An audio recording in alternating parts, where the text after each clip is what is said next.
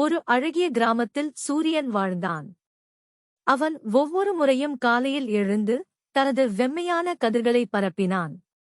மக்கள் எப்போது சூரியனை பார்த்தாலும் மகிழ்வுடன் கைகுலுக்குவர். ஒரு நாள் சூரியனுக்கு ஒரு சிறிய கிளியே வந்தது. சூரியன், அண்ணா, நான் மிகவும் குளிரியாக இருந்தால் என்ன செய்வீர்கள் என்று கேட்டது. சூரியன் சிரித்தான்.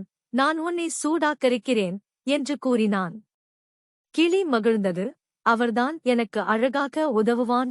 அடுத்த நாள் ஒரு மூடிய மேகமும் வந்தது. அது சூரியனை மறைத்து விட்டது. கிராம மக்கள் கவலைப்பட்டனர். ஏன் சூரியன் தெரியவில்லை என்று பேசினர்.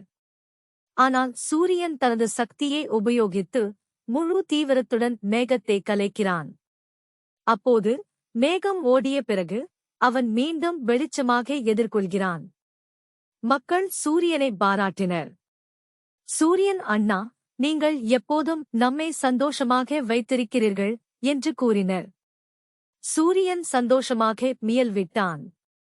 நீங்கள் அனைவரும் என் ஒளியுடன் வாழலாம் என்றும் அனைவரும் மகிழ்ச்சியுடன் வாழ்கின்றனர்.